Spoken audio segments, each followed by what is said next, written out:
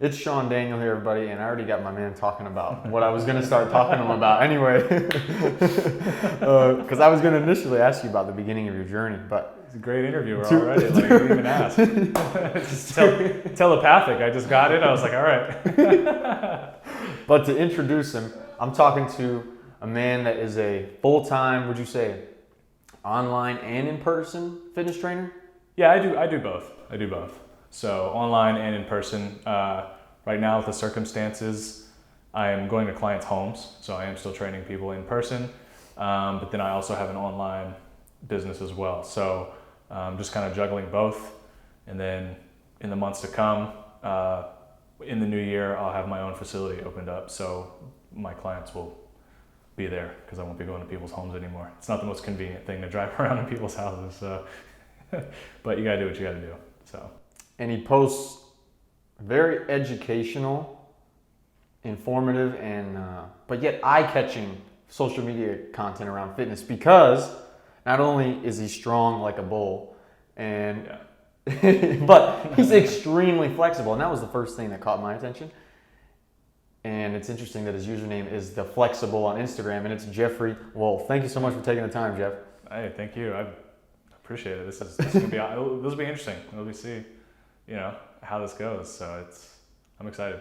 So the reason I want to sit down with you, like we talked about before, was not only is your journey fitness-wise, I don't know your whole journey, but your end destination fitness-wise of being so strong, so flexible, having all these different range of motions that you can get into, especially with certain weights. That's impressive, and I'm excited to just learn how that journey went. Yeah. But the really other thing, and the reason I want to talk to you was, you're doing what so many people in the fitness realm, or that are thinking about the fitness realm, want to do. Yeah. You've done personal training with people, you're doing it full-time online and in person, earning a good income doing it. Yep. And so to see that whole journey of the lessons you learned to go from probably not having all this stuff set up to get to this point, that's what I'm really excited to dive into. But before we do all that, I want to go back to when you were a kid. All right. And my first question with that is, when you were young, did you have these interests like you do now with the exercising, the stretching sometimes? Yeah. And did you have that interest of helping people in different ways, like how you try to help people with the fitness? I guess yes and no. So fitness for me started with baseball. My dad was an avid baseball fan, loved baseball, so naturally, when I was walking, by the time you start to think about what kind of sports you want to play and stuff, there were no other options for me. I was going to play baseball. That was a decision my dad made. But at the same time, like as a young guy, like as a kid, that's the role model you look up to is your dad. So because my dad was so big into baseball, I was so into baseball. It wasn't a forced thing, but it was just an interest I took on because that's just kind of, in my opinion, how that naturally tends to occur. So, 4 or 5 years old, I start with baseball, and that's all I played. That's all I played all the way up through high school. And it got to the point when I got old enough that it was year round. So you're playing spring ball, good enough to play all-star ball, you're playing AAU ball, you're playing fall ball, summer ball, you're playing on multiple different teams and all this kind of thing. So that was my entire life was baseball. And so you didn't play other sports? I played a little bit of basketball when I got into middle school and high school, just to have something to do for a few months in the dead of winter when you can't really play baseball. November, December, January, because I lived most of my childhood in North Carolina, which is also like baseball heaven. It's got the most minor league farm teams. I didn't know that. It's a huge baseball state. So that's what you did. That's what most kids did, that and football. So I played baseball and I loved baseball. And my dad was in the military. So when I was really young, we moved around a lot. And by the time basically I got into high school, I left my parents' house to live with my grandparents. And because, unless you've been in a military family or you've moved when you're in school, a lot of kids grow up together. I don't know anybody. I don't have any friends that I went to school with or anything. It was just me and my brother. So when I went to this new high school, it was like kind of just too late. You're not going to get on a team when your senior year. They've already got their guys, you know, whatever. So my senior year, I didn't play any sports. But then I got into the gym. That was like, I had some weightlifting classes in high school. But my senior year, because I wasn't playing baseball, started going to the rec center, working out, playing basketball, like in my free time, whatever. And then from there, basically went into CrossFit because I graduated in 2008. And 2008 was kind of like a massive year for CrossFit. Like the late 2000s, CrossFit started really becoming popular and blowing up. And because at this time I lived in Virginia, a lot of military presence, and CrossFit was very popular with the military guys. So I went to a local CrossFit box that was owned by an Army vet, trained there. Funny enough, at the same time I was working in retail.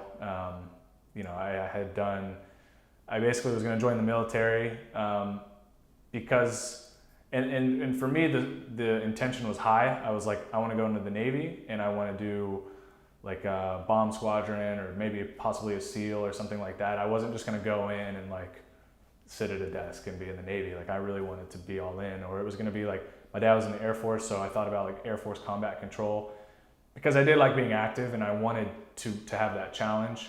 But then got cold feet weeks before I was supposed to leave and go to MEP. So it was like, I called my recruiter and I was like, I can't do it. You know, I cannot commit to this. So got into retail management, and then just in my spare time was, you know, recreationally training and working out.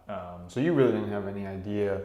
So first of all, were you super interested in exercise during high school, or was it just like, oh, I need to exercise because, you know, I'm playing baseball? That's the interesting. As a baseball player at that time, you didn't really train.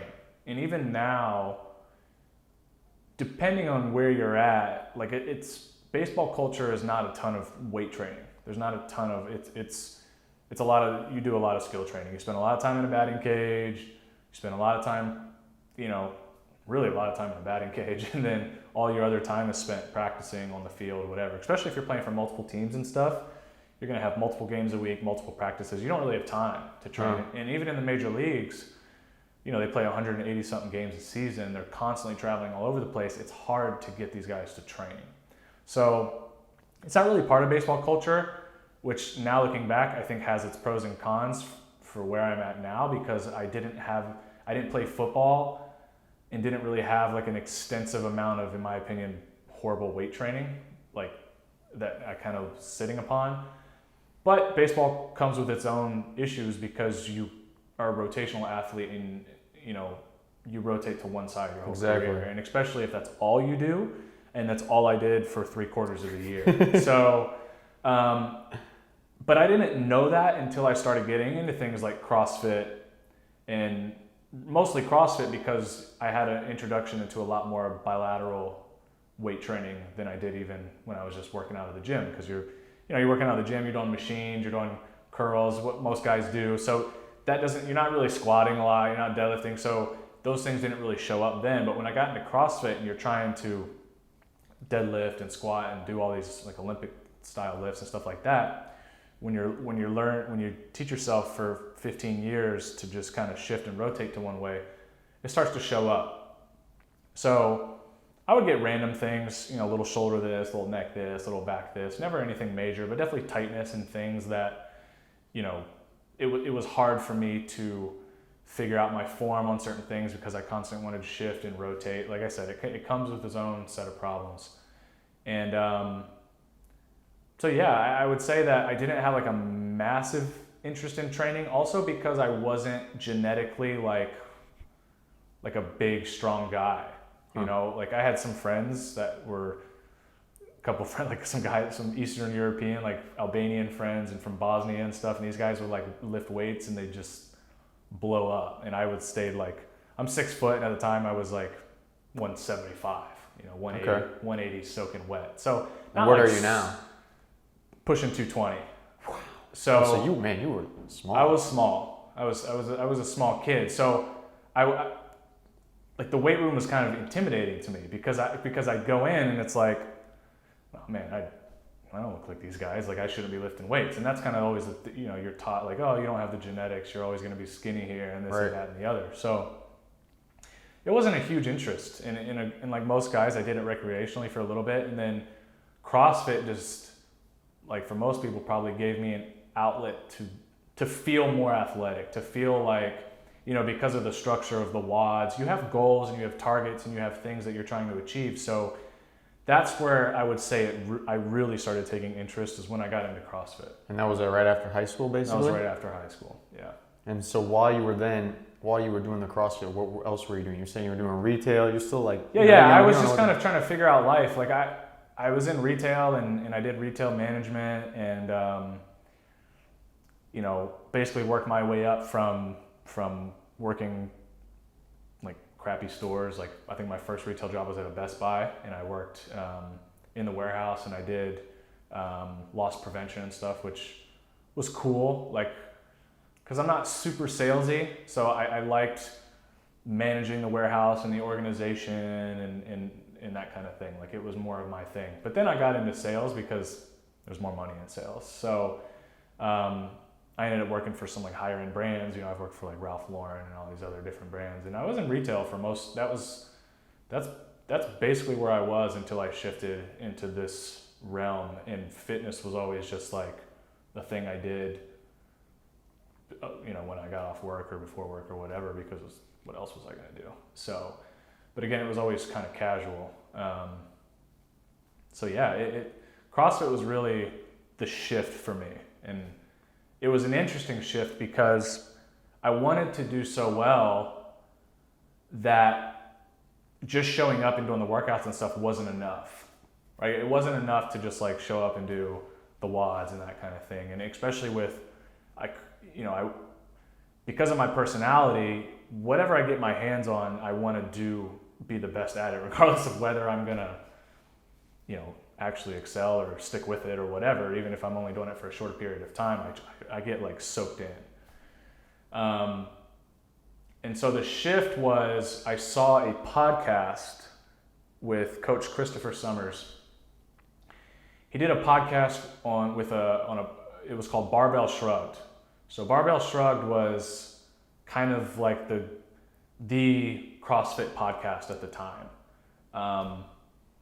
It was a few different guys, and I don't know if they still do it or not, but they, one was like an Olympic weightlifter CrossFitter, one was like a powerlifter CrossFitter, and one was more of, I think, if I'm not mistaken, I think he was like a physio or something. But they all did CrossFit, and they had Coach Summers on, and because I had like these little nagging tightnesses and stuff that I kind of always dealt with, your introduction to mobility is Kelly Starrett. Like, he was the CrossFit mobility guy. Like, that's kind of how his career blew up. So if you did mobility stuff, it was like the foam rollers and the rolling around on the ball and like pinning yourself on a ball and band distractions. And like, that was my first introduction into anything flexibility, mobility related. But then you start to realize that you show up and you do this stuff every day, and it's not really making any changes. So I had this self-awareness of like, okay, this doesn't really work. Like, if it worked, why am I doing this every day, day in and day out? And these things still exist. So that's why you think that's why you were even listening to the podcast? One, you were getting super into the CrossFit, but two... One, I was into CrossFit, and yeah, because somebody was like, I don't remember who it was at the time, but I had just kind of got onto Instagram. And like most people kind of started out, like I was posting some of my workouts and stuff. And at this time I actually really got into more of the calisthenics and gymnastics portion of CrossFit, because I could do those things without worrying about my hip or my back or whatever. So because I could do those things without really any issue, I just kind of went more that route for a little while I was figuring this stuff out. And Coach Summers, being a gymnastics coach, he did this interview, and the funny part about it was he was two things. He was super bold because he basically went on a CrossFit podcast and said,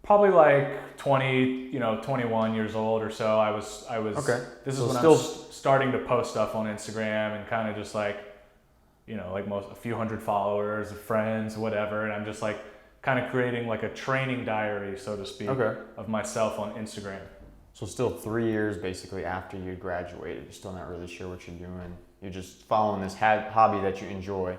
And then you're saying you started to see results with the stretching? Started to see results from training now at this point consistently. I've, a few years and then, yeah, like the stretching for me kind of became something about it grabbed me because I did it. It was one of those things that I didn't take seriously. Like most people initially, it was like, well, let me try this because I've tried everything else.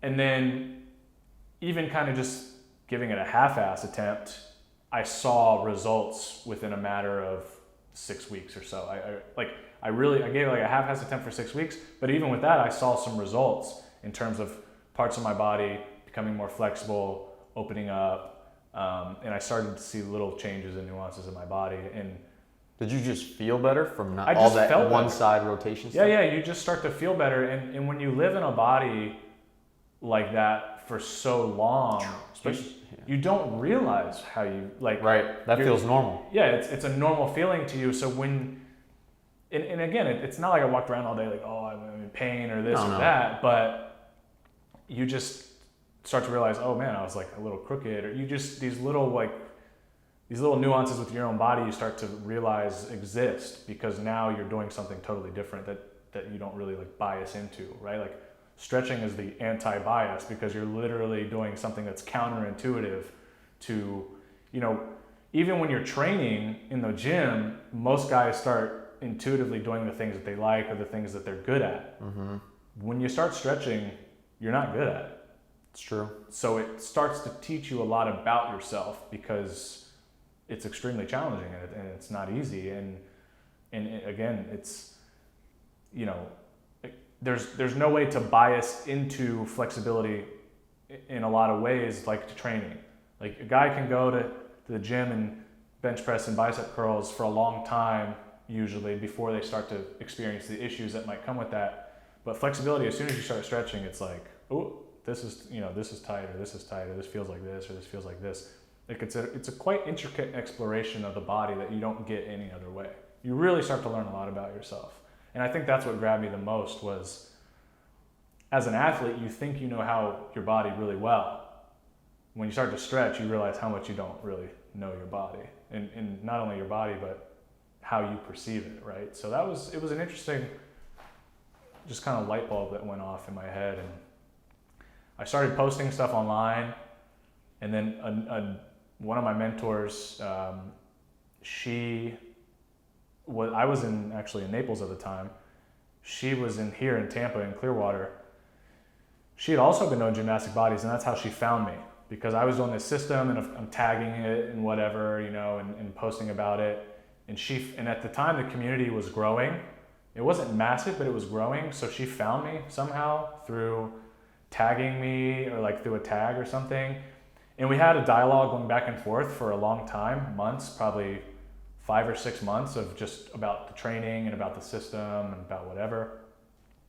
And I knew that she was doing this for a living. She was doing personal training.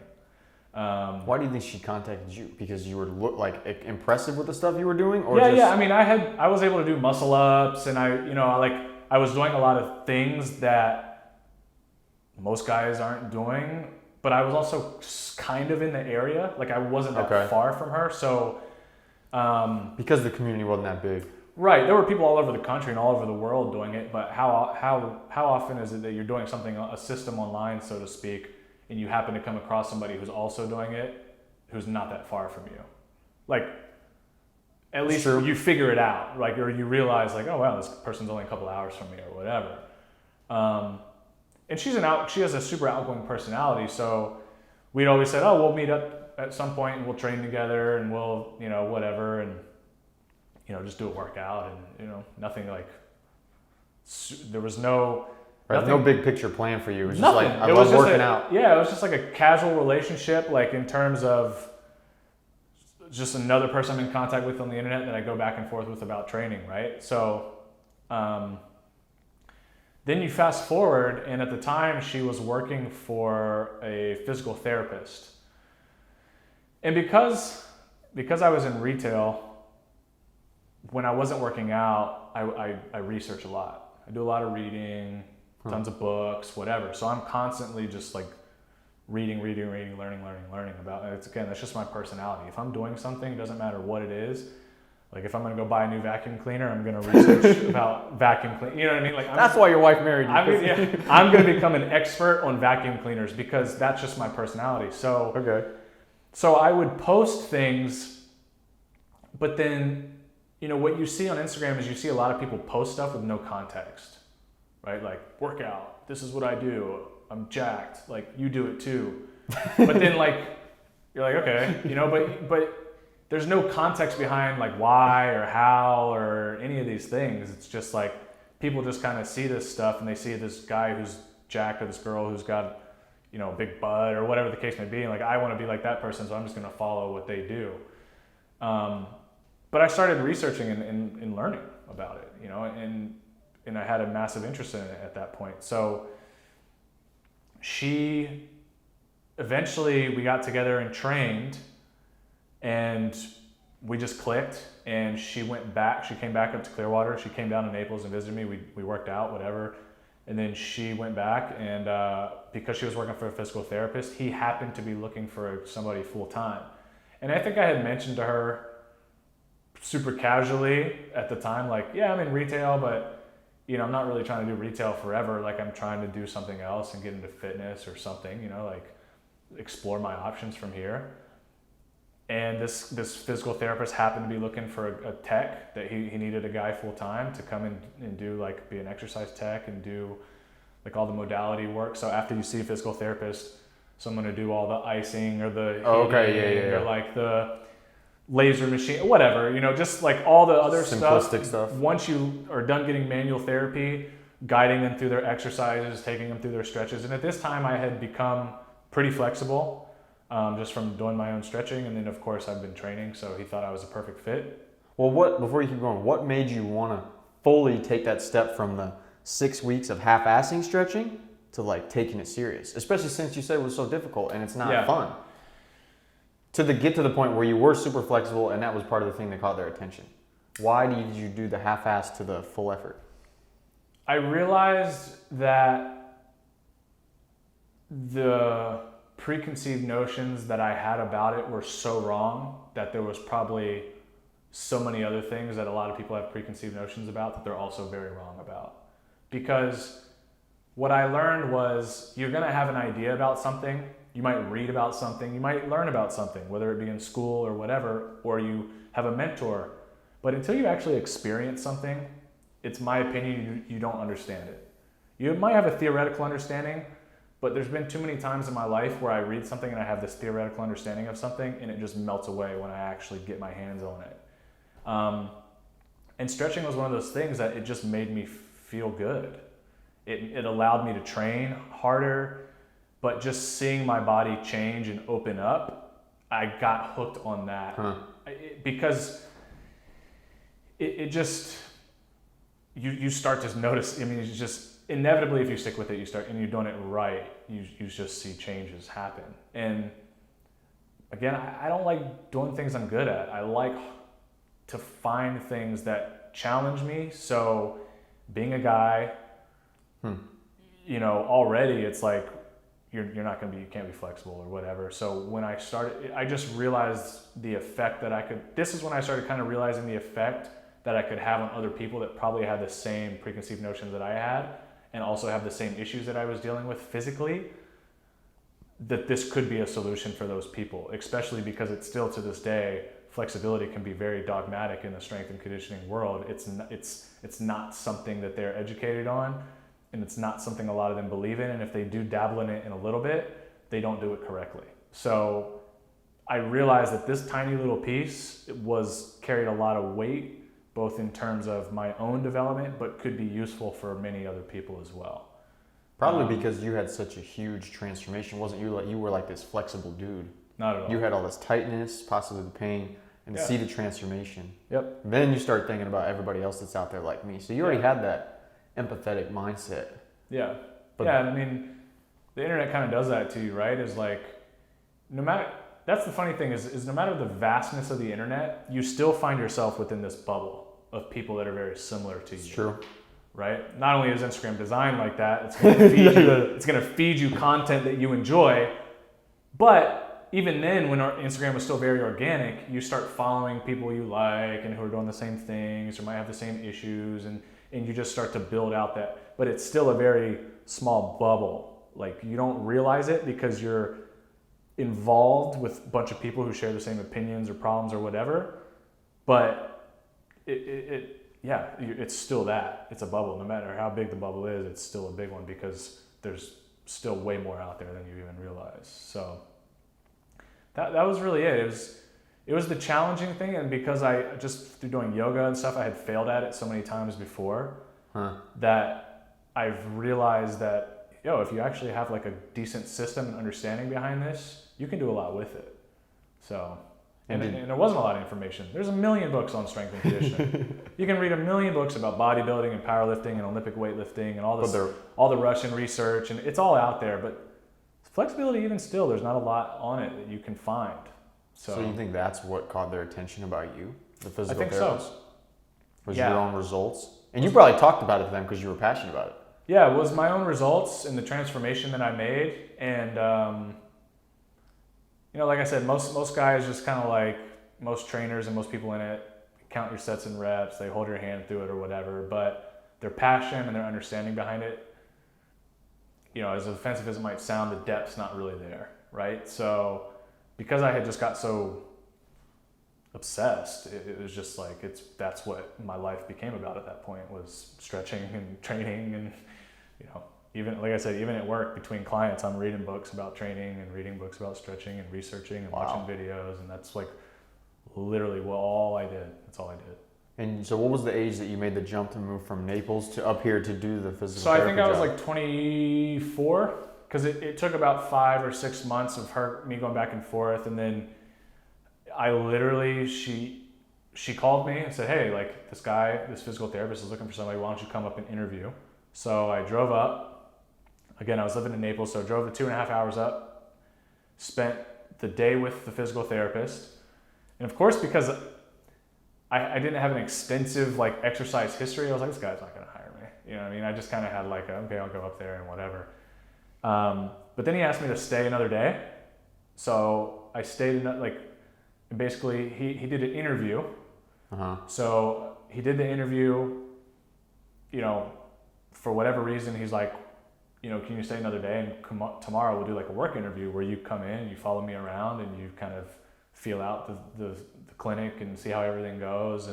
But did you not have any like qualifications or something on paper that would? Nothing on paper. So it was just her reference, basically. It was her reference, purely from her reference, saying, and this is a professional, by the way, who's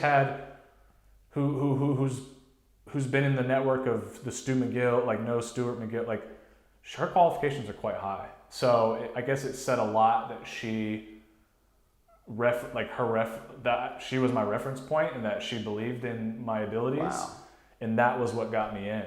I'm 100%, she's the reason that this route took its turn professionally, because, and again, it's just a chance meeting on Instagram. She just happened to find me on Instagram, and that's a lesson in itself, right? Is like, you never know what's going to happen. So if whatever you're passionate about, whatever you find, make it known and put it out, because somebody will find it. Somebody will come across it, and you never know who that's going to be. So it changed my life. I mean, that's when it took its shift professionally, and it was a great experience. It was a great experience because now I had this job working for him full time. She was training people, so I also started learning and training under her. I would help her with clients, so I worked for him full time, and then in the morning before I worked at his clinic, and in the evenings when I got off, if she had clients and stuff, I'd basically shadow with her. Oh, because she had her own personal training clients? She had her own personal training clients. So you were all in. You were like not wasting time. Yeah, so I skipped that part. So I did the work interview and I was driving home that night and they called me and said, "Do you want the job?" What did you do? Were you like... I was like, I had a panic moment because I had an apartment, I had a life, I had a job, you know. Down 2.5 hours south. Yeah, so it was like the comfort of that, right? It's like, maybe it's not ideal, but I have a guaranteed income. What if I do this and I hate it? Then what do I do? You know what I mean? But I took the dive. I wouldn't recommend it to everybody, but I basically violated my contract in my apartment, like moved out that weekend and was like, I'll be up there within the next week. Put everything in storage, literally packed. I had like a little car at the time, tiny little car. So I put everything, all my furniture, everything that I had in storage, took a duffel bag worth of clothes and moved up. And that, I just took the leap. I mean, it was... Just because you were quit so my job interested on the spot. in Yeah, that topic? I mean, yeah, you I didn't think see your other life going anywhere. Yeah, it was a dead end. You know, like what do you do in retail at some point? You're running a store, you're like, that's it. You know what I mean? Like if you have aspirations to move on, but at the same time, it's like brick and mortar stores were dying. I think a lot of what's got me to where I am now is my ability to see things before they come. And I don't mean that in any sort of like prophetess. Like sit around and you know, and just like see the future or anything like that. But you see trends. You see the way things are, you know, I'm able to look at trends and statistics and it's like retail's dying. Amazon's blowing up, Walmart's blowing up, people aren't coming in stores anymore. What's left? Right, and now look at it. I mean, it's pretty much completely dead at this point. So, so I think it was just a combination of things, of me seeing that being a dead end, me really just liking fitness. And of course, like if you ask most people who are into it as a hobby, if you had the opportunity to do it for a living, would you at least take the shot? And so I took the shot.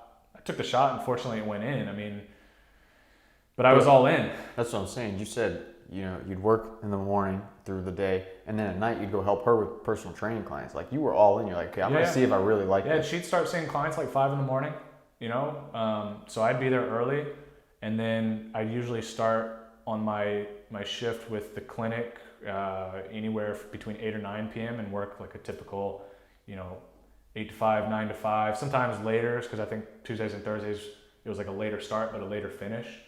So if I wasn't working in the clinic, I was basically helping her do personal training. And then shortly after that, we decided that we wanted to start doing small group classes.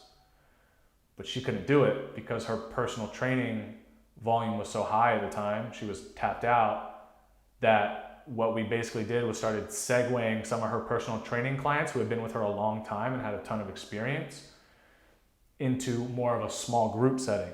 Okay. So instead of doing just one-on-one personal training, it started with like 3 or 4 people. So we started doing these classes, and it was more of a small group setting. And I took on a lot of that role, with her help of course, but I took on a lot of that role in her guidance because she had a ton of personal training clients. And at that time she had started giving me some personal training clients too, and she would take on new ones and give me some ones that I had worked with her that she was comfortable with me training or whatever. And that's really where that aspect of it started. So, and then just working in the clinic full time. In being in that scenario where not only do you see training from the training side, but you see it from the clinical side of rehab, prehab. I mean, I worked with everybody, kids, adults, young, old, from sports injuries to freak accidents to strokes, you know, so I had tons of experience, hands-on experience, because I was the only guy after the physical therapist. I was the only one who was doing this. So I handled all the clients, all their exercises, all their stretching, everything. And so I had tons of experience with just so many different people coming from so many different backgrounds and different injuries and all, and quirks that you see with people, and then why they get hurt and why they have pain and this kind of thing. So it made for a really interesting dynamic, because it's very rare that you get both sides of that coin, right? Like I go see my physio, then I go see my trainer, but we had this all in one space where not only do I see them in this setting, but then now I can transfer this over to the training setting and it flows well because they're connected in some way. Was there something you saw in yourself that you were doing different or special that made your impact greater than some of the other people you saw in that setting? That made you think, okay, I could be really good at this and help people because of... I think quite a few things. I now have two great mentors. One is someone who's been in the industry for 2 decades. She was an accomplished physique competitor. She had a super successful personal training business for those 2 decades. Again, her network in itself was pretty powerful. She knew some pretty big people in the industry. And then he's probably one of the best hands-on manual therapists I've ever dealt with. Like, he just knows the body really well. But as a therapist, he knew it wasn't enough. He knew that people had to train. He knew that people needed to exercise. So it wasn't your traditional go in, get an adjustment. Adios. His goal is get you out of this setting so you can get into this setting and you don't have to come back to me. So that's an interesting thing because you don't see that a lot in that world, in that physio, chiro kind of world, right? Because it's almost counterproductive because that's your business, right? So, but you start to realize that there's enough people out there for everybody and everything. You just, you have to find them. So, and they somehow, sometimes it seems like they just randomly magically appear. So so it was interesting. So you had the great examples you were able to learn from, right? Yeah. Amazing mentors. And I think just my passion. I think that at this point I bought in totally, that I was just so obsessed about this. Why? Because you wanted to truly help people, or you I just did I I really did enjoy helping people. I liked it in retail. I liked that aspect of having people that you can guide and help to do certain things, whether, even if it's just buying stuff, but there is kind of a process to that, right? And I think honestly, I think what made me really good at doing this is my ability to communicate because I had experience in retail. So I didn't come from just being out of school, dealing with a professor and being headed books all the time. And I went from, I have this skill of selling because when I was in retail, I learned because of the different companies I was with, I've gone to New York and I've learned from the president of Macy's sales tech. So I had an extensive sales experience that I think translated really well into training people, not because I could sell them, but because I knew how to communicate with people. Right. And in sales, one of the biggest skills you learn is how to overcome other people's objections. Exactly, their objections, right? People are always going to have a reason why they don't want to do something or shouldn't do something or can't do something. And you learn how to overcome those really well because if you've been in sales, you've heard it all. If you've trained people, you've heard it all. So it was quite a unique skill that I was social and able to talk to people and communicate to people. And it makes them a lot more comfortable about the process because not only can you communicate and relate with them, you can explain to them what's happening in a way that makes sense to them. Yeah, because that is the worst when you're talking to a trainer or a chiro and they start using all these medical terms. Yeah. It's like, bro, I don't understand what I have no idea what you're saying. Because I'm in a you write reports, right, of what's happening. So the therapist writes up all these medical terms, the sacrum, this and that and the other. And of course the person they read that and they're like, I don't know what this says. And then I go, oh, okay, so your low back's tight, and so you're able to communicate to people, and they go, oh, okay, that makes a ton of sense, and they're not left in mystery and confusion because people aren't going to stick around in something they don't really understand too much. If they feel like they don't get it, whoever wants to be in that position, it's really, true, right? It's an uncomfortable position to be in. So when you can communicate to people in a way that they understand, the buy-in process is way easier. It's way easier. You don't have to convince them of anything. Right. They can then rationalize for themselves, oh, that makes sense. Okay, cool. Done. It's over. It's the same with selling something. All you have to do is get them to talk about why they've come to get this product in the first place. And it's still the same thing. Whether it's you sell bags, whether you sell cars, why have they convinced themselves that they need this? If you can find that out, you don't have to sell them anything.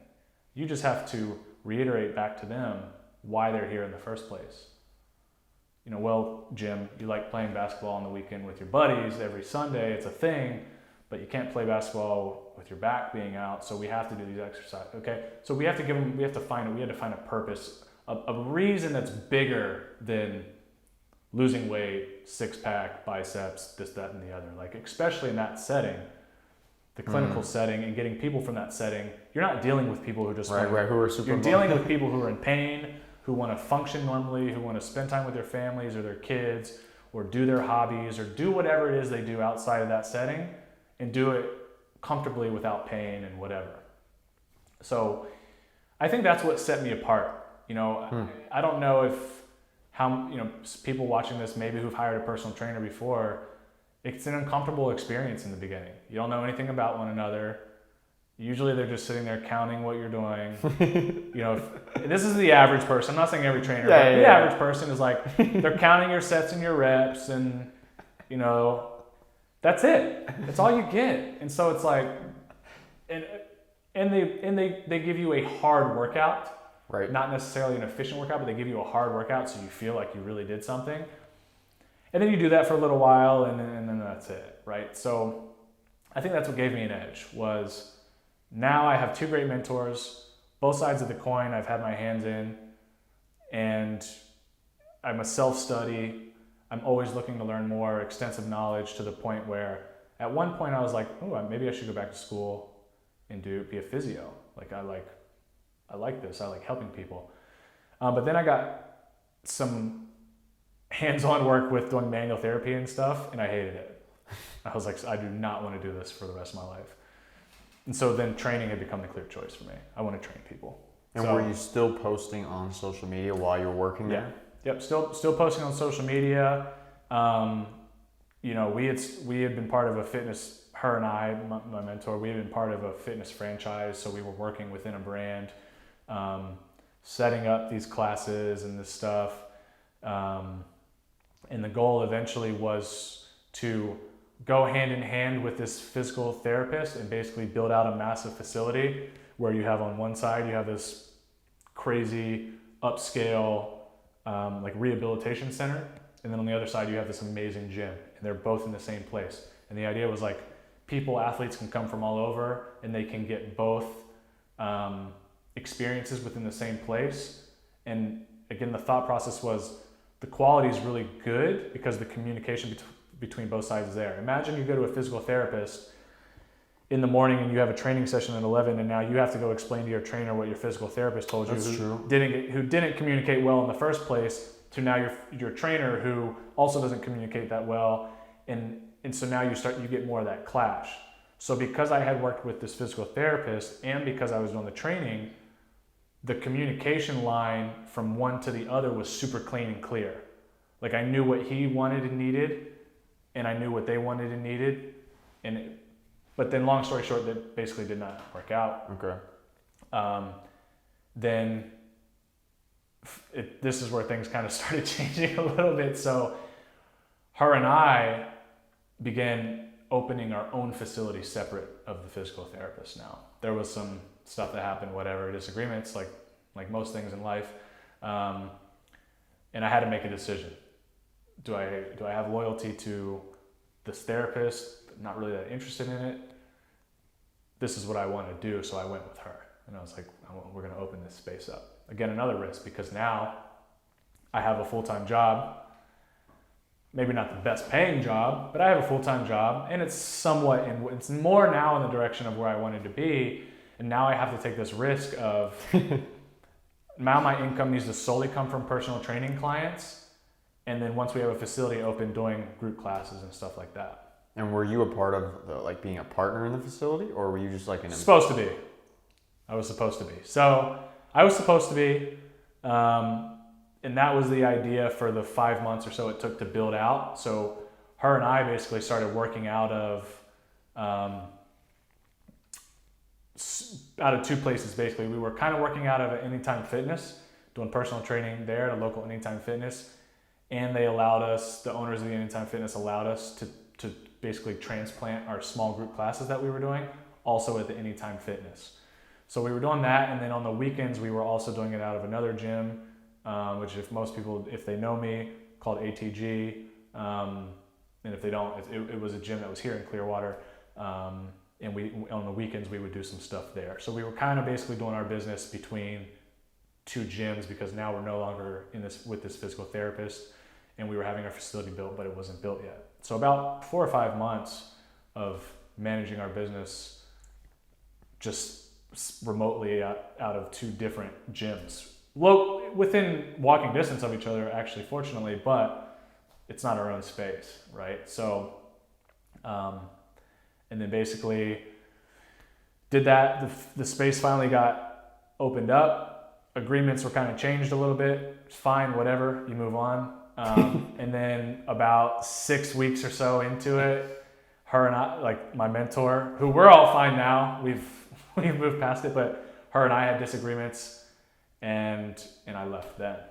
So now, basically the whole reason I moved up to Clearwater, two different people, I have no longer involved with anything that they're doing. I decided to do my own thing. So that was an interesting and scary point, because this is everything that I worked for and everything that I gave up was to essentially now build this gym and open it up with her. But I realized that just one-to-one, her and I couldn't work together. It wasn't going to happen. So I had to work. Now at this time had known Ben from working within ATG. I knew him. We had some training. I trained there a little bit, so we knew each other to some degree. And now at this point, I reached out to him and said, "Hey, I have clients. I know you didn't have anywhere to go." I didn't have anywhere to go, so I was like, "Can I just transplant my clients over here and work out of ATG?" And he was cool with it, and I paid a percentage like most trainers are going to pay to the gym, and then kept it. And they were very generous about, which I'm also fortunate, they were very generous about how much of my business I got, and then I just paid them for time and equipment and upkeep and cleaning and electricity and stuff like that. So it worked out, fortunately, that I just had that little segue and was able to make a decision and move very quickly. Like I literally was training my clients there that same week. So I was good. I was all right. And how long was it from the point where you just basically you broke it off with that lady? Yep. To when you had first started and moved up here, training? How long was that? With ATG? No. How long was it from the point you moved up to Clearwater to work with her? This was probably almost 3 years now. So you were 3 years in, and then you've been doing all this work, day and night basically, building up your skills, building up your understanding, and then it just gets cut. So obviously I wasn't getting paid very much, so that until I started taking on personal clients and stuff, especially relative to now, it was like, you're not making anything. And I think that the thing that people have to understand is information and experience is so much more valuable than you initially give it, right? So I knew that, okay, I'm making enough money as a single guy that I'm gonna survive. I'll be fine. Is it where I wanna be? No. But I'm in a position where I have two people that I'm learning a lot from. Not only am I learning a lot from them, I have tons of experience at this point. I mean, how many people have 40 hours of clinical experience week in and week out for years, and on top of that, personal training experience and small group class experience. So not only had my knowledge base expanded so much, just my experience in the whole industry at this point was a lot more broad than most. So it was worth it, because that time and experience and that knowledge, even though I wasn't making a lot of money, set me up to be able to, for my demand and what I charge and where I've gotten to, obviously, today. And there's still plenty to go from here. So I think that's a key point for people to understand is, look, when you get out of school, you have learned a lot, and no one's discrediting that. But experience is invaluable, and in my opinion, it sits a little bit higher than anything you read in a book. You can read about stuff all day long, but until you really get your hands on it, you don't really have any true understanding of what that really is. And more times than not, you're going to realize with your own experience attached to that information, it doesn't exactly exist in the way it was presented to you. So, nothing really beats that, That's exactly what I tell kids when I meet them at these political conferences, and I would be with like the big speakers and following them with the camera and doing stuff, is the same thing, that I'll be talking to kids that are like, let's say videography majors or whatever in college. Yeah. I never went to school, never did all that stuff, but Right. I was there shadowing different speakers and doing stuff for the event. And I would talk to them and realize that, one, they didn't really learn a lot in school about like how to get clients or have interpersonal skills. But also, two, the same thing you're talking about was that I just tried to gain experience and have my camera and do different things with different people randomly as much as I could that allowed me to get to this point, versus some of the other like kids coming out of college thought, oh, they don't have to do free work. They don't have to gain experience at an event before they land this big gig. They think they're just going to get it right away. And is it the same way with trainers? Yeah, it's like a necessity level, right? Because now, on average, you come out of school with $100,000 worth of debt. Oh, I forgot about that. Right? So you got debt you have to pay back. So not only are you worried about that, you're worried about an apartment, you're worried about a car, you're worried about gas, you're worried about food. Even as a single individual, this starts to add up. And then those credit companies that you borrowed that money from to go to school come knocking. So they get into this position where they start to settle. Either A, they settle for something because they need money to pay all this back. So it doesn't really allow them, well, I have a couple of opinions on that. It doesn't really allow them to live out their passion or whatever it is they went to school for in the first place. And two, it's not going to pay what you think. Like, unless you come out a lawyer or a doctor, even then the ratio to what they make versus what they pay to go to school, it's still pretty much the same, right? Mm-hmm. Like, it costs a lot more to go to law school and to get your MD and stuff than it does to get just associates or a 4-year degree. So that's the other issue. I have to make this much per hour because if I don't, I can't pay my bills.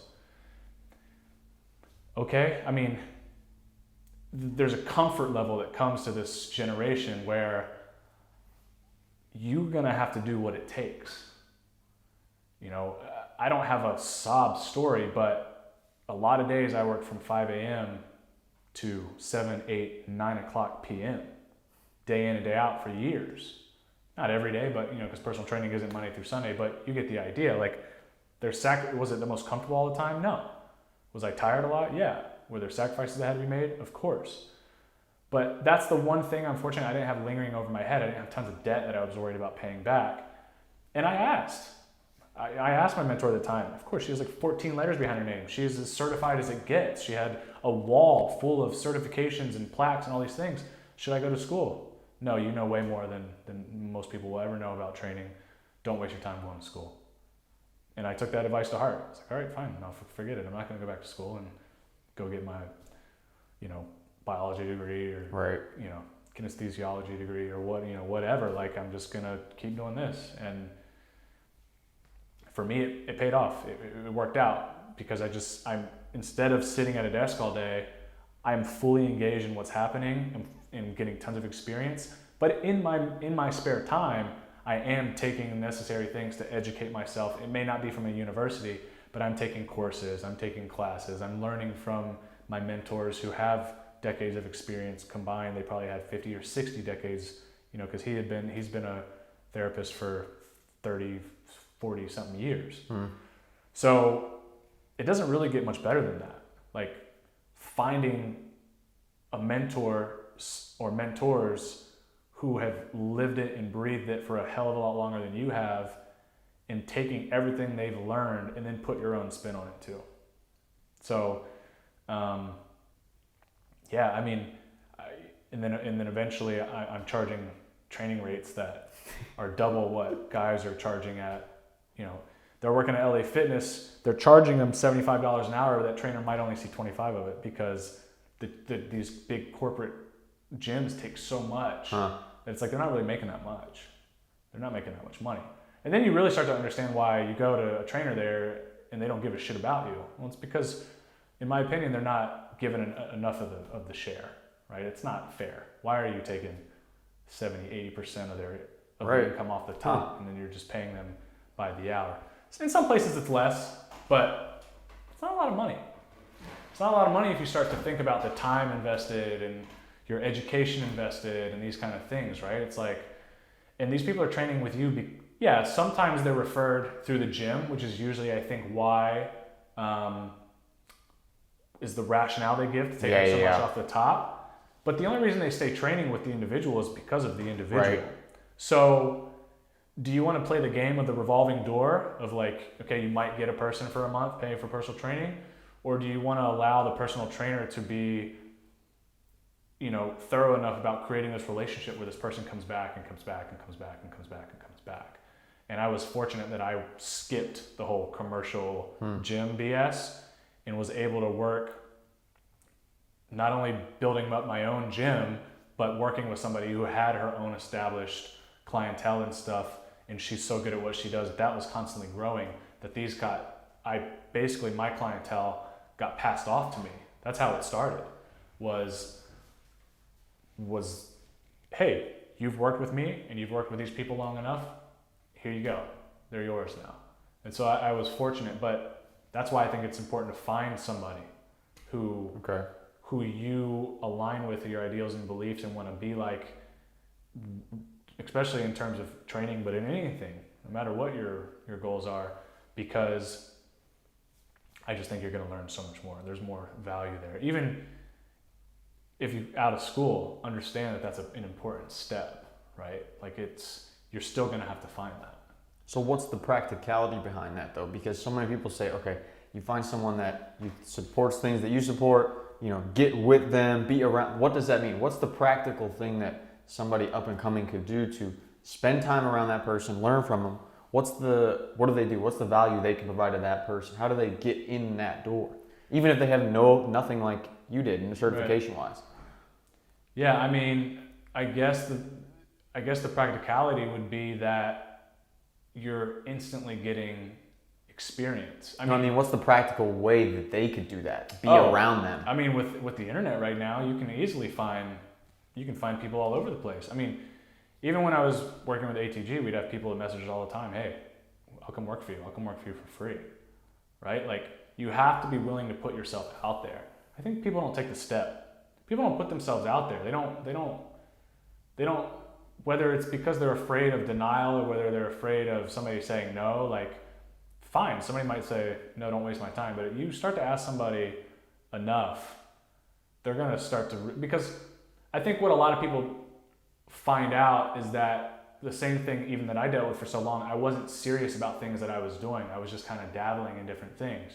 But when somebody realizes how serious you are about pursuing something and then they're good at it, of course you're going to take somebody on to under you who really wants to learn, who really wants to give it their all, because as somebody who excels at something, you want to share that with other people. You don't want to just be the only person, right? Like, and I think that, especially my mentor, she had worked by herself for so long. How many people came along and were like, hey, I want to do what you do, or I want to be just like you, or can you teach me or show me how to do these things? How many times did she get asked that? I was probably the first person. I think so. Which is what made her go, well, if he's really that interested, then why not? What do they have to lose? They're going to continue doing what they're doing anyway, and they're making money. If you want to tag along and learn a few things, if you can stick it out, you're going to realize that, and sometimes people are willing to pay, it's not like she set me up essentially with a job, like I got put into a situation where, where I at least had a little something there to figure these things out. And then again, I wasn't training as a living, but I had a job over here and I spent a lot of free time that I'm going to have anyway, that most people are going to have anyway. You're going to have free time in your day. Why not spend that? You're going to spend it doing what? Playing video games, going and drinking at the bar, dicking around with your friends. Why not invest that time into something that you're passionate about, whether it pays you or not anyway, because chances are whatever you're going to do anyways, you're either going to spend the money you're making or you're not making money anyhow. So that was just kind of my thing. Like, okay, I could go out to the beach and go to the bar or whatever when I'm not at the clinic. But for me, it was like, well, I could also just learn from this person for an additional 3 or 4 hours a day. And if you start to add that up day in, day out, week in, week out, and on and on and on and on and on, it starts to add up. That's a lot of time. So I think that's the practicality, is putting yourself out there. Everybody's going out, especially if you're graduating college, making demands to employers and to people saying, this is what I need to have this job. But you don't realize on the other flip side of that, what do they need? Because most of the time, they don't necessarily need you. Right. What are you bringing to the table? And as a beginner, it's an open mind, willingness to work and learn. But most people really don't even have that, right? Okay. It's like, I need to make $75,000 a year because I have... That goes back to the pressure of the money thing. Yeah. With It's a debt. massive pressure on people, right? Because I get it, debt's scary and they will come knocking at some point, but what most people start to do is settle for something that I guess pays decent, that they pay their bills back. Like, I can't even count how many people I know that went to college for something, but they never even pursued that because they had to take a job to pay the thing that they don't make time to pursue anyway. It's like, it's sad, it's sad. And again, I don't think it necessarily has to be like that. I think some people need to just suck it up and realize that, look, it's going to be uncomfortable for a little bit, but I think that's the practicality. Like, it's not going to be comfortable. At no point during any of this was I comfortable. Was I just sitting back and like, oh man, I'm good. I'm fine. No, I was like, $15 an hour or whatever here, and like I'm getting a little, but that's it. How do you get to take it to the next step? And this is, if you count this is a few years worth of just sucking it up without a definitive end in mind. Yeah, there was just gaining experience because you like this thing and it was a great opportunity. Yeah. Which it seems like today, even I experienced it at the end of high school, and when you talk to young people, they get so caught up in the pressure of having this end thing. This is what I'm going to do, because everybody pressures them into figuring out. But then you don't free yourself up to just gain experience like you did, work your ass off, see if you're interested in this. And then because you worked your ass off, you gain experience not only with the retail, but with the training and the physical therapy. Now you can get to the point with ATG where you can actually train people, just your clients, in their gym. But so many young people get pressured to not do what you did, and try to have everything figured out instead of just gain experience. Yeah. So. Yeah, I'm not going to say that I did everything right along the way, but I think that people get paralyzed by that, right? Like, what I've learned is that you just have to make decisions and go.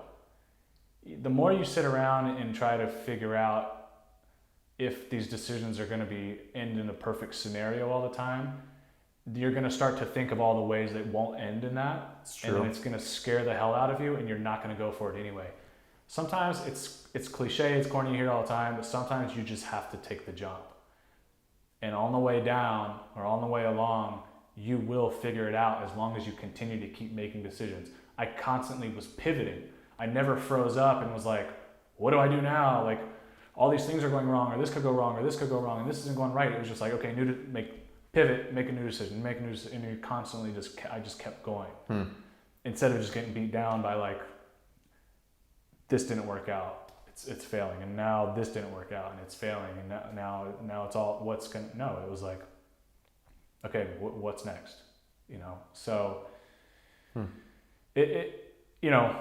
I have not been supported by my family since I was in high school, so I mean, not to say that I've never had help along the way, or I've never starved or anything like that. Oh, you mean financially? Yeah, financially. Okay. So I've always, for the most part. I didn't know if you meant like they were like, Jeff, don't do that. And Yeah, that no, just financial. Like I just had to figure it out. Okay. Like it was one of those like, okay, you're an adult now. You got to figure this out, So I did. I had to. There's no choice.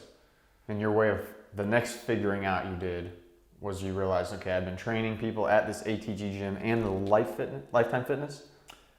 Anytime Fitness. Anytime. And, the gym her and I made fell through. Was called, what did we call it initially? It was like a gymnastic, it was a gymnastic bodies, so it was maybe just Gymnastic Bodies Florida or something. She later changed it to a different name. In the clinic I worked for, it was called Free Motion Physical Therapy. So yeah, and then just again, we both had that point like, oh, we don't have a home base now. Like we had to make it, like, because she has clients and I have clients and they have to train somewhere if we're going to make money. So we just, made it happen. And were you earning a good amount of money, would you say, when you were just training by yourself, training people at ATG, or were you still like struggling? Yeah, no, I was making good money. At that time. And training people that you like training? Yeah, I was probably making about, I had about $75,000 that year just in personal training. And again, you have to remember that for the most part, like in terms of hours delivered, personal training is a part-time job, right? Because I don't mean that in a total volume of work. I just meant how many hours are you going to spend with people? Oh, okay. 25 to 30 hours generally. There's a lot of hours on the back end if you're doing programming and writing programs and doing files and reading, there's a lot of stuff that goes on the back end, which a lot of people I don't think understand when they hire a personal trainer. Like, I'm paying you how much for 1 hour? No, you're not just paying me for 1 hour. You're paying me for, depending on your circumstances, you're paying me for my experience, my time invested, my knowledge base, that hour that I'm with you, and the hours that I'm planning your training that I'm not with you. That's what you're paying for. So I had built up a good reputation. I had built up a strong client base that I pseudo-inherited and also built for myself, because at this point I'm starting to get clients from recommendations and places and stuff like that. And initially I was making a good living just doing personal training. I mean, what person wouldn't be happy with making, 75 G's a year? That's almost double the American average. So it's like, and doing training, something that you enjoy, a great deal. So at that time, I'm like, wow, this is great. You go from making $15 an hour to making 75 G's a year, doing something you love to do now at this point, which was, for me, it was cool. And there was so much more to come I didn't know, but yeah, it was, I think if you want to be a personal trainer, continue to learn, keep learning. Don't think that everything that you learn in school or everything that you learn from your, certification is all that exists, because there's so much more information out there that you, especially in these days, you can get access to. That's what's going to set you apart from everybody else, is your knowledge your knowledge base that you keep expanding, because most people retract. Most people, after school, that's it. They might do a little bit of extra, but that's it. You have to have a willingness to get obsessed about, optimizing your methods, optimizing your system, this actual science, because science it's not a black and white thing. Science on all levels, as we understand it, is a constant push in a new direction. We learn new things about everything every single day that we thought we knew it this way before. We thought we had 12 planets, really we have 11 planets. And like there's so many things that you learn that change. Science is not always black and white.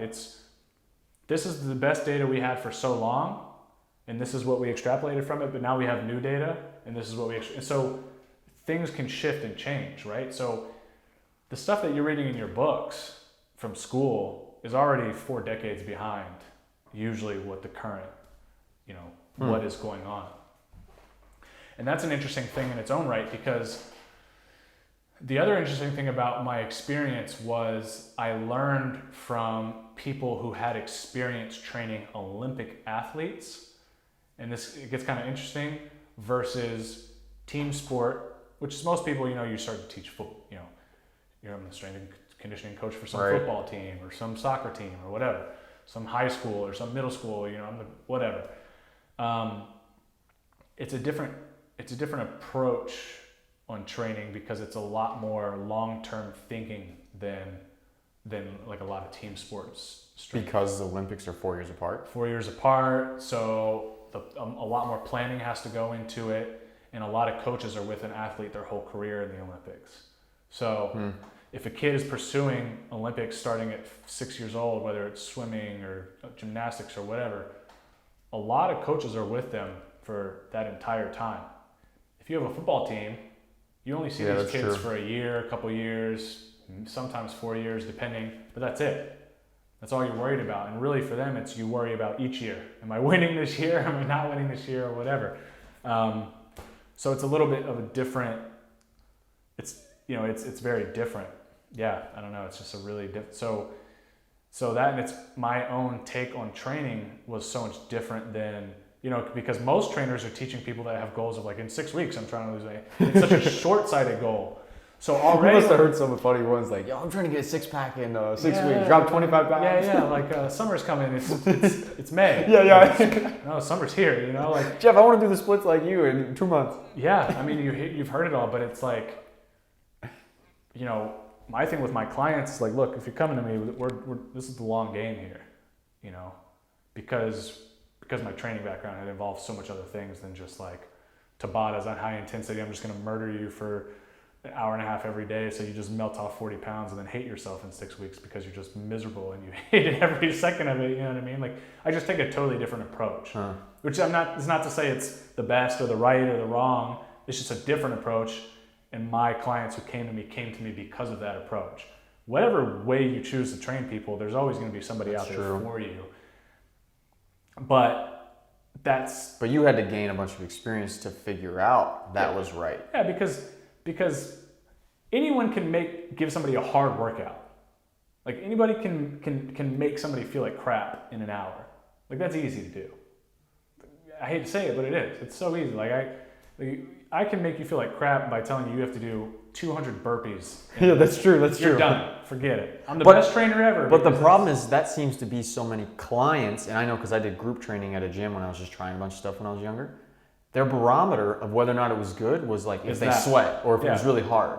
Or if they feel like they can't walk out of the gym. Even if it has no practical use for them based upon their situation. Yeah, and usually it doesn't, based on their goals and what they're trying to accomplish. Like, Susan is trying to be able to play with her kids at the park on the weekends without feeling like she's going to bend over and her back's going to go out. So, does weight have something to do with it? Yeah, sure it does to some degree, but making her do all this random stuff, like you said, there's very, in my experience, seeing and being around other people who train or just in this network and circle and getting clients who come to me and like, I went and trained with this person and I almost died, it's like, it's weird. So, but part of that was my ability to then, it's an education point. You now have an opportunity to educate these people on why that may not be beneficial for them, right? And it's not a forced thing. Like, let me tell you why that's not good for you.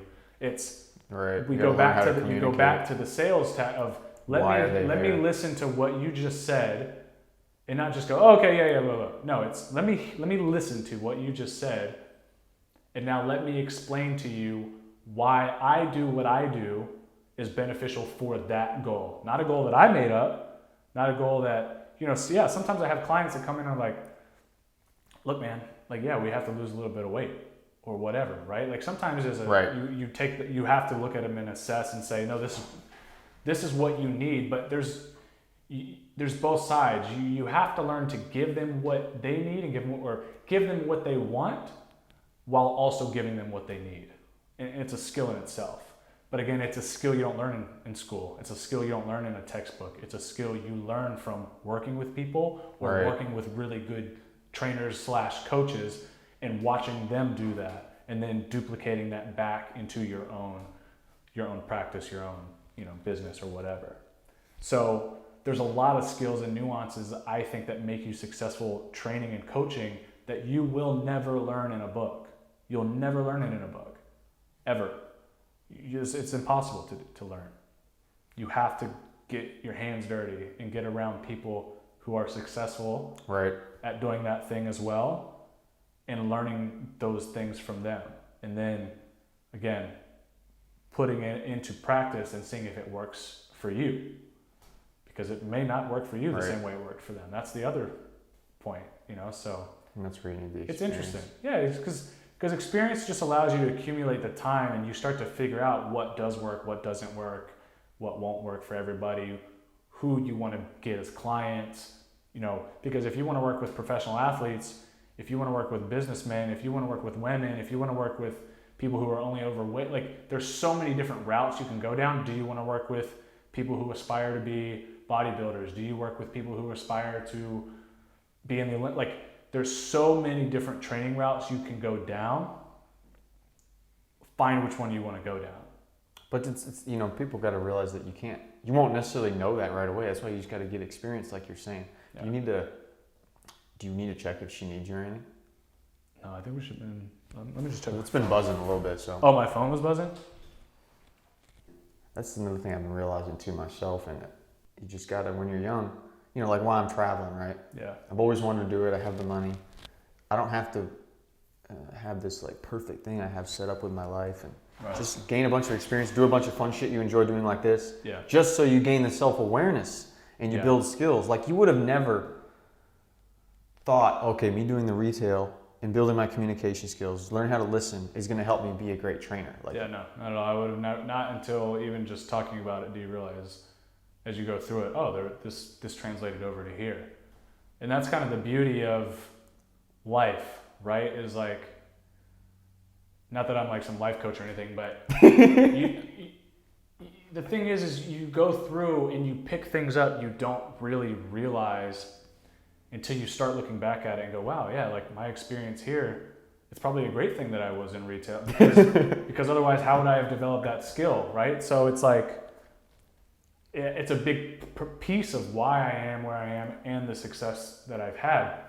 And again, even though I've had some success, I know that this is not the top. Like there's so much more to go. Right. So the other unique thing is that I think that what makes me be able to be so successful online is the experience in person. Because I've had 6 or 7 years now of training people, again, in a wide variety of settings, both clinically and in the training setting, that when these things come up that are going to come up online, like problems with certain exercises, the inability to do certain things, lack of range of motion, all the problems that can occur, I've actually dealt with in a real scenario with people in person for quite some time. So that's the gap in the online market, is there's a lot out there, but how many of those people are really truly helping people? Because you can do individual stuff online. There's not going to be as much money in it as if you can make a product and reach the masses.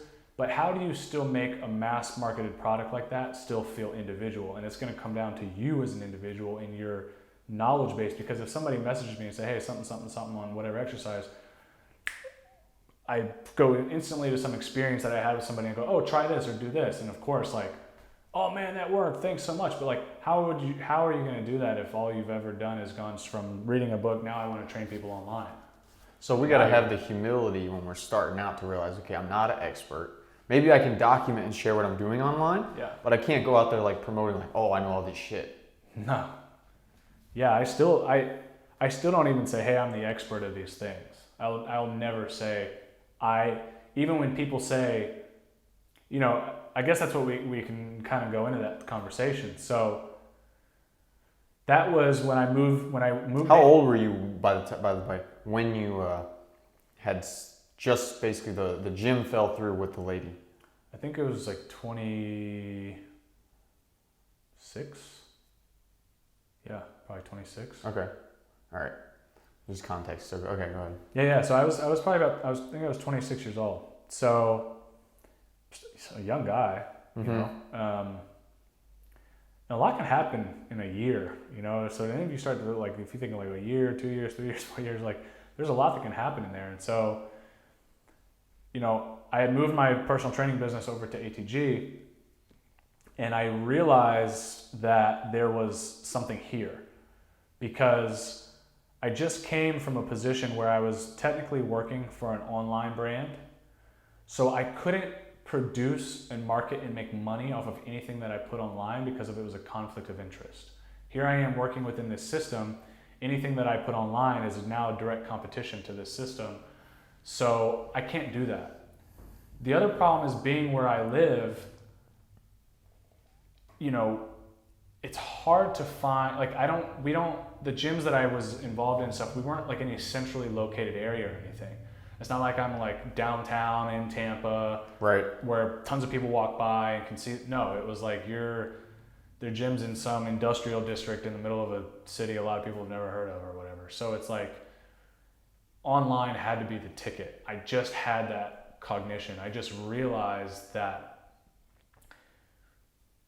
why don't we take something and put it on the internet? Because you're now taking your business from a finite space, finite resources. It's at some point you can only get so far with it, to now a market that is it's essentially infinite. It's unlimited. The business can come from anywhere at any time, all the time, around the clock. So why wouldn't you at least try to do that? And of course I still was doing stuff in person because I also believe you should have multiple income sources, multiple revenue streams. Don't put all your eggs totally in one basket. They were in one basket in terms of like I was training and that's what I knew I was going to do, but there's still so many ways even within that to make money. So I approached the owner of the gym at the time and was like, at ATG, we should do something online. We should start putting something online. And at this time, none of us really had any. And you weren't really working with them. You were just training your clients at the gym still. Yeah. Okay. Yeah. He had his own thing going and he was just allowing me to rent the space out and train in there myself and train my clients in there. That was it. And even then, I didn't really have a massive Instagram following. I probably had a few thousand, by this point, because I had been on Instagram for like 5 years now. So in 5 years, I didn't really grow that much, just within that bubble, within that circle. And, Ben didn't have anybody, no social media at all. He had no Instagram. This was what year? This was a little 26. over 3 years ago. Okay. Yeah, probably So about like 3.5 years ago or so. And then Derek also same thing. We didn't have like a big Instagram following or anything like that. Nothing massive. And Ben is knees over toes guy, and Derek is Mr. Infinity. Yeah. So that's how it started. Ben had a couple other guys that were basically working in the gym with him, and then when we had established this idea that we should start thinking about putting something online, the first thought was we'd do some YouTube stuff because we all had mutual friends who were doing some money, making some good money on YouTube, and of course if you. I bet, yeah, because you guys knew Fomer Simpson. Yeah, exactly. You guys knew, I'm sure, other YouTube fitness people. Fomer Simpson and his brother, Young Buckets, who have like a massive following on YouTube. So we already kind of had some guys who knew YouTube that could help us build out a YouTube. But then talking to them, we kind of realized like you can't monetize on YouTube.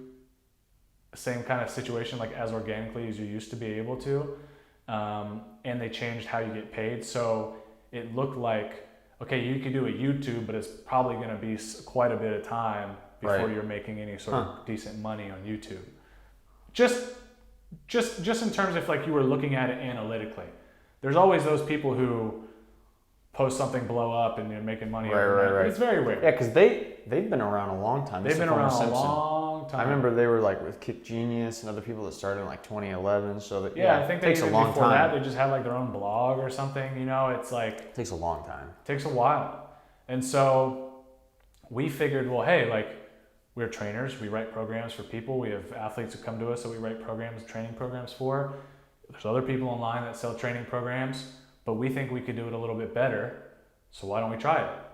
So basically what we did is Ben had some clients that he had had visited the gym that he was writing custom programs for, which is if you've ever written programs for people, and depending on your depth of knowledge, it can be quite an extensive process, a very time-consuming process. So we figured, well, hey, why don't we just like put our brains together and we take the best of what Ben has, the best of what I have, and the best of what Derek has, and why don't we merge it all together and kind of create more or less like a system that people can kind of follow, right? So that's how we started it. We started doing the online by, I can't even remember what we started the name with, but we had a program that was like an evolving program that had some name that we gave it, and our methods and our methodologies and stuff behind it.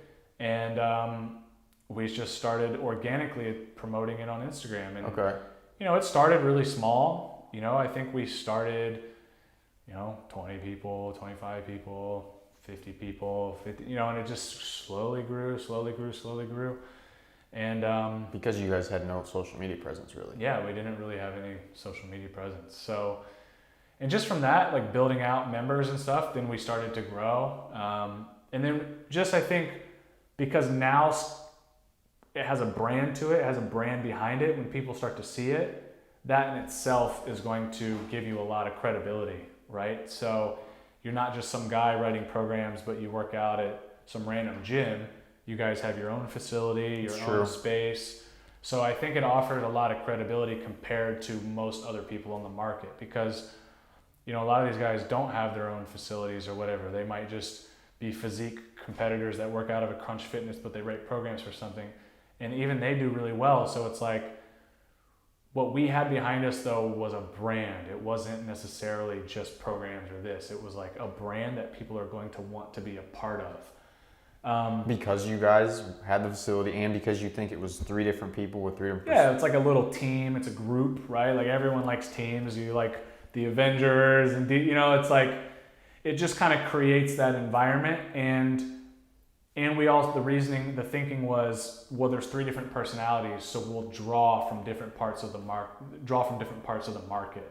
Whereas I feel like you're one individual, for the most part, depending on, your style of training or whatever, you're going to go into one very specific. It's going to be physique, it's going to be bodybuilding, it's going to be powerlifting, it's going to be sports specific training, it's going to be yoga, it's going to be whatever, right? So we had a pretty diverse skill set. So we figured if we put it all together, it's going to pull a lot of different, and we did. We had people from all different backgrounds and ages and athletic histories and goals, and like it just really became, we built this system and brand, and ATG existed before, but it didn't exist online. It just existed here in Clearwater, and people knew about it. But other than that, no one knew what ATG was. So then we started this thing with obviously Ben having ATG, and Derek and I came in on it because the guys that Ben worked with before didn't believe in online training. So they walked away because they didn't think it would be successful. Yeah. I mean, now they're trying to do it. Yeah, I bet they are. I know them, and they're trying to do it now, but they didn't believe in training people. They didn't think it could be done well. You have to train people in person. And of course, look, you're always going to have maybe not always, because I've seen some terrible trainers, but if you're really good, obviously you're never going to make the impact on people online necessarily that you can if you see them every day or see them every week or whatever. But there's give or take with everything, right? So we just happened to do it in a way that it just was successful. We had our own way of doing things, that with Ben at the helm of everything and kind of making the decisions and the directions, and then we just inputted our style and techniques and exercises and stretches, and we just happened to mash really well together for so long, and we just continued at it. I mean, we were together in the gym every day, and at the same time, I was still taking clients. Okay. I was still training people in person, so I trained people in person, and I trained in the gym, and we'd be in the gym, and we'd do programs, and we'd film, and it was just like a constant creation of content all day long. It was day in and day out. It literally became our jobs. And at that time, we weren't seeing a lot of money from it. you know, Ben being the head of everything was seeing more money than us, so he was able to just do online. He didn't really like training people too much in person anyway. I mean, we had like a football team we trained at the time, and we did run some like local classes where people would come in, and for a little while we did, you know, we did workouts of the day, so clients would come in, they just paid them monthly. So I had some people that trained with me, and then I would teach them stretching classes through the week, and then I'd have certain hours that I'd watch over the gym during open gym hours, and people would come in and train. So we definitely created a local environment and then use that local environment to feed the online environment, because now the online environment sees that we have like a physical thing going on here. Right. And even though they can't physically be there, when it's on social media and you're browsing through Instagram and YouTube and stuff, you feel like you're there. So you feel like you're part of this group. You feel like you're part of this experience. And I think that was like the cool part about it. It's not just a PDF that you get with some exercises on it. You're getting the feel of, again, not only are these programs and techniques that we're using, we actually use them for real to train people for real, which I think is like, yeah, that's a big credibility one point. of the, yeah, for sure. And again, we were training professional athletes. We were training everybody. I've trained kids, adults, grandparents, moms, dads, businessmen, house moms, professional athletes. I've trained gymnasts. I've trained dancers. I've trained pro athletes. You know, like the scope now, you know, if you think prior to, I've been in a clinical setting where I've worked with everybody and anything under the sun. Right. Now I'm in a training setting where I've worked with anybody and everybody, anything and everybody. With you could think of, I've had my hands in it. Football, baseball, soccer, basketball, gymnastics, CrossFitter, you know, your casual guy who just wants to get bit. I mean, I've had my hands on all of it now at this point. Every possible training modality and goal you could possibly have, I've been in it, and I've trained people in it, and I've just been in it. So it's like, when you say it out loud, you're like, wow, like, and even in just a little less than a decade, that's a lot. It's a lot by just diving in and doing it, you know? What was the big, I guess, shift that allowed you guys to go from building just, you know, a little thing online to, in a way, blowing up? And how long do you think that really took? In your guys' mind, when you were like, wow, we're actually making an impact and traction online. It took about online. 2.5 years for us to sit down and go, wow, okay, we can do this and just do this. All of us now, like as a living. Like I said, Ben being the owner of ATG, he had already been doing the online stuff because he was making more money off of it than we were at the time. So he was already mostly doing that. But I then got to the point, probably I would say about 2.5 years, where it was like really got to the point. So last year. Yeah, where we were like, we can just do this online thing. And at that point, the gym got closed off to, you know, there were decisions made, but the gym had got closed off basically to any training. And it basically straight up, just because the online had gotten so big, we had to be able to film whenever we could. You know, because if you have people coming in and out and training out, now you're working around people and it's random, and it just was too random and too chaotic to really get some good, like a good system in place for filming videos and stuff, because now at this point it's really become full-time.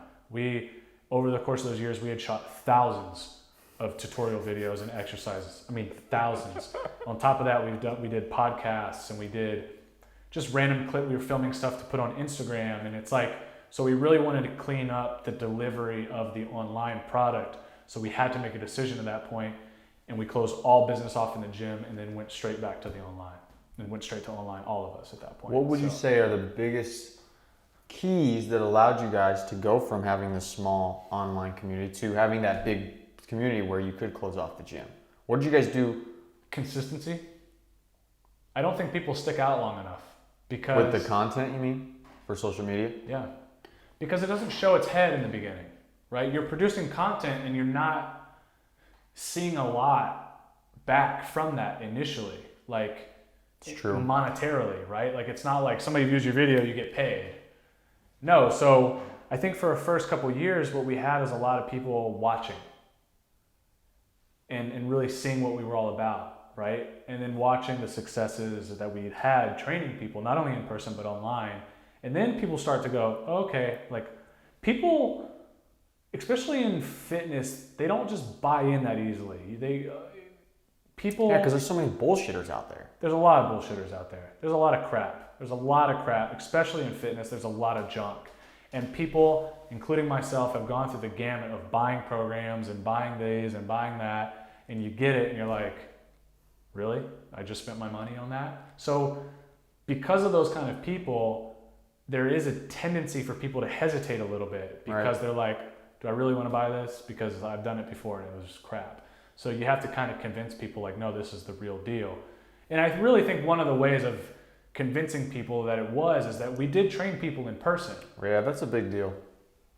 So even to this day, I've changed a little bit. I still think there's a lot of value in training people in person, even if you're going to go online, because you don't want to disconnect from that experience. You don't want to disconnect from the experience of what it's like to actually literally be working physically with somebody else. Because it not only does it offer you a lot of opportunity to learn things, but that social engagement and what it's like to actually deal with people in the flesh is different from the veil of Instagram and Facebook and YouTube and whatever. There's this veil that exists where it feels real, but it's not.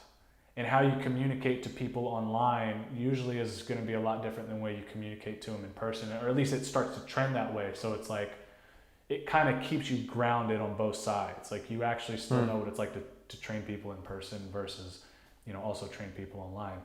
And I think it's useful because especially if you have a methodology and you have a system and you have a specific principles that you operate off of, if you're using them in person, when you come across the problem that people are going to have dealing with people, because there's so many anomalies and variables that you can deal with on any given basis, if you're dealing with it in person, you're going to be able to take the experience from people online. But if you've never trained people in person and you're training hundreds of people online, but you've never actually trained somebody in person, when things come up, how do you know how to handle it, or what do you change about it? But if you've had that experience, that you instantly just kind of go, oh, I've experienced this before, try this or do this or whatever. And I think that's what really gave us an edge over a lot of the market was, again, we've just had so much experience training people in person that we've heard and seen and dealt with it all. So we have solutions to problems that people will frequently come across trying to do stuff online, because there is a big communication and application barrier where because you can't be there with them. Yeah, you have to be super clear with your Or a lot of people see something and they go, let me try that, and then they try it and it looks nothing like what they saw. But they don't feel and realize. They don't realize that, right? So coaching is valuable. But the communication aspect is key. And communication is, again, it's something that you experience person to person.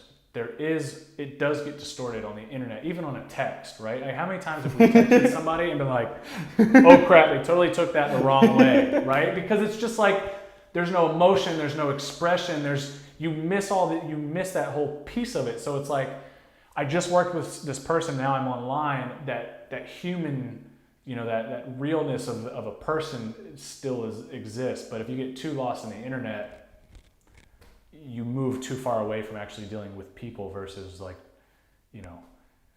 there's just too much of a disconnect. That's just my opinion, but I feel that that's how it is. So, well, I remember seeing at the beginning you guys in all your posts, and when you're doing the tutorial videos or the explanation videos, and seeing people behind you guys training in the same gym or you training people, that gains so much credibility in my mind, I remember. Yeah. So that's a smart thing to do. Yeah, I mean, because look, no program is gonna work for everybody. Like, no matter what the system is, you have to find something you're gonna do, something that really interests you, right? But the other thing is that if you're gonna train people online, you have to understand that the availability of individuals now extends far beyond your town or your city.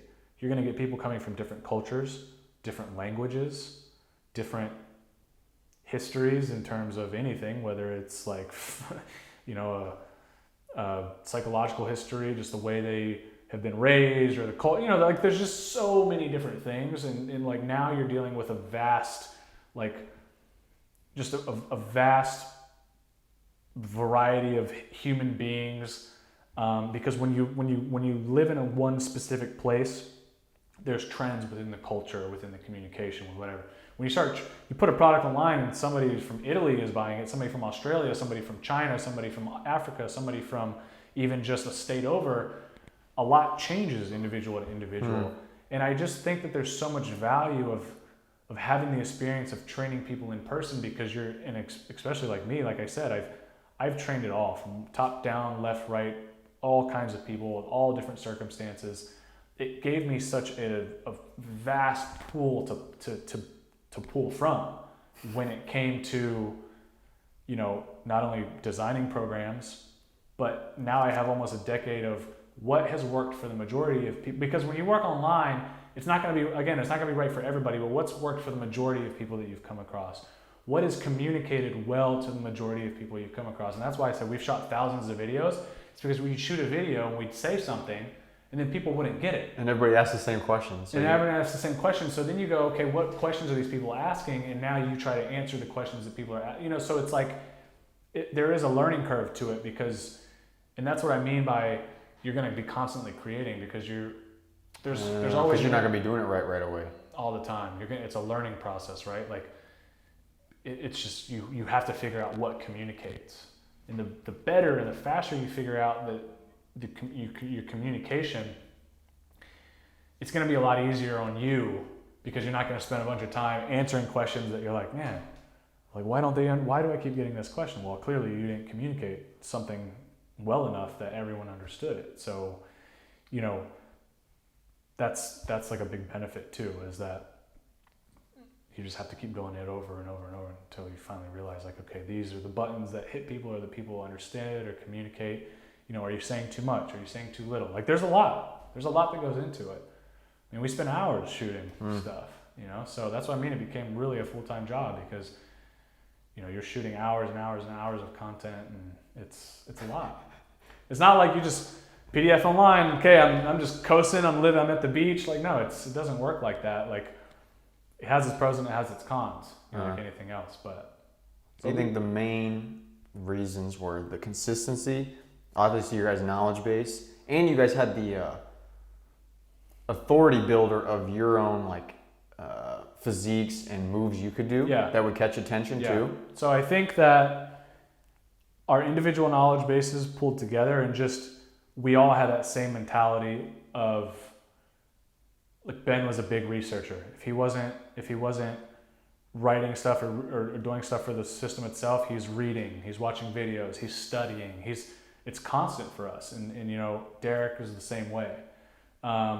So that was already rare, like that you get 3 people like that, right? That's true. The other thing is that our knowledge base was not only extensive, but there was a lot of variety to it in itself. I did have a weight training background and a baseball background, but gymnastics, I had the stretching, I had a lot of things that Ben didn't have. He had a heavy, Poliquin influence. He had been training predominantly athletes for so much longer, where I was training more general population people.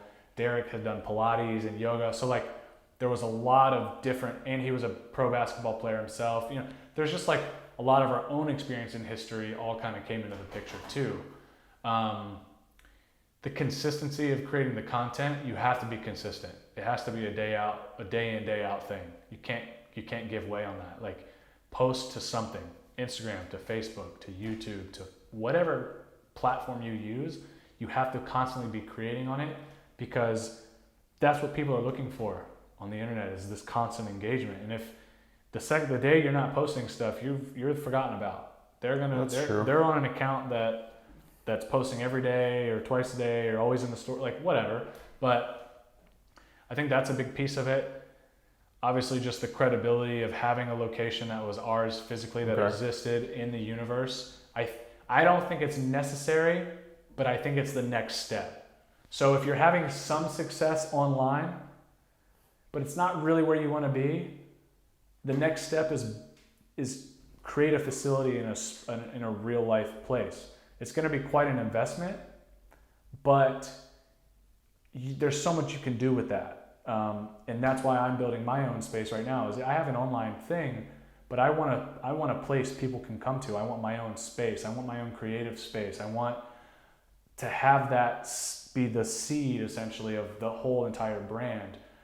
I personally think that's extremely important. And I think that it is definitely one of the things that will set you apart in the market in terms of credibility. Do you have your own location? Do you have your own clients of people that you've actually worked with or do work with? That's a big credibility. So, a lot of these guys are physique competitors, and this is what I do every day, and here's what I do every day, so you do it too. Which will get most people a decent amount of the way. But again, it just doesn't, there's not enough to it. There's no community. You look at different aspects of fitness and why are they so successful. What is the most successful thing about CrossFit? Hate it or love it, what's the most successful thing about it? The group, the community. Why do girls love going to yoga? Sometimes it's the teacher, but most of the time it's because their friends go too. That's true. Why do they go to spin, or why do they go to the dance class at your local gym or whatever? Usually it's because you share it with other people, right? Like there's a lot more joy in that. So when you have a space, people feel like they're a part of something. They feel like whether they're there or not, they can be there, because if you're constantly filming in it, if you're watching videos of this person all day, you're watching Instagram, but he lives across the world, you can still feel like you're there. Right. And if you really want to, you can visit. And that was always the cool part too, because what made it cool is we would have visitors come from all over the world.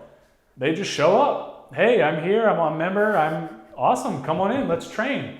So that's, it was definitely like a minority of the people, because obviously at this point, thousands of people aren't going to flock to, ATG. But it did make it cool because not only the people who wanted to come experience it in person and actually meet us, like we're real, we exist, they got to train with us. They got to really experience what it's like. They got to see that we don't just talk the talk, we walk the walk. We're doing exactly what you're doing. Our abilities and how we got to where we are, you're on the roadmap of getting there, because that's essentially what we built it on. How did I get flexible? Here you go, here's the tools. Right. How am I able to do this or that without pain or squatting? Here are the tools. How has Ben able to jump? Like, we gave people the tools to get where we were. And they had so many options because, again, they had 3 different people with 3 different histories and backgrounds and expertises and so on and so forth. But it was cool. I loved when people would come in. They brighten up. They get so excited. Like, oh my God, ATG really exists. Like, yeah, we really exist. Like, it's a real thing. And that's what I want to carry. Since I'm no longer with ATG, I want to carry that on into my own brand. I want it to be a place where people can come.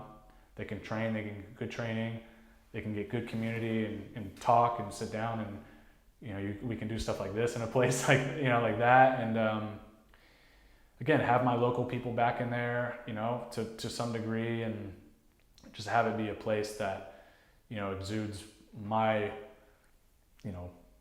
my thought process and my methods and methodologies and my training style and stuff like that. I'm just one person, but 80 million plus people use Instagram every single day. I don't need 80 million plus, Most people watching this, depending on what you charge, will need just hundreds.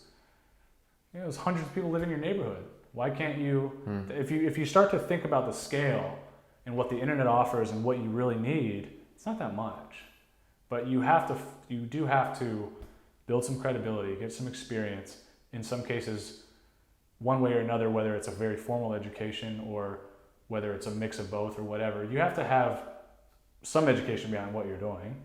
You have to have some practical experience. The more the better of both, obviously. But a good personality. I have so many guys that I've gotten people just because their trainers don't have good personalities. Like, you can know a lot, but if you're just not like a good person, or you're not like a person who communicates well, or you're just in a bad, you're not going to make a lot of money. Right. People aren't going to want to be around that. Like, in fact, I know a lot of trainers who aren't that great in terms of knowledge depth and stuff like that, but they're great people. They're fun to be around. So people are going to pay for that. They're going to pay for that experience. If you're just very few people want the boot camp, bullied kind of That's true. experience. it only goes so far. The communication and the relationship that you build is gonna carry you so much farther, right? So, yeah, I mean, Instagram, it's a tough thing. Make enough money. My advice would be learn about advertisement and marketing. Like, unfortunately, the platform is just not what it used to be. It's not. It's not an organic platform.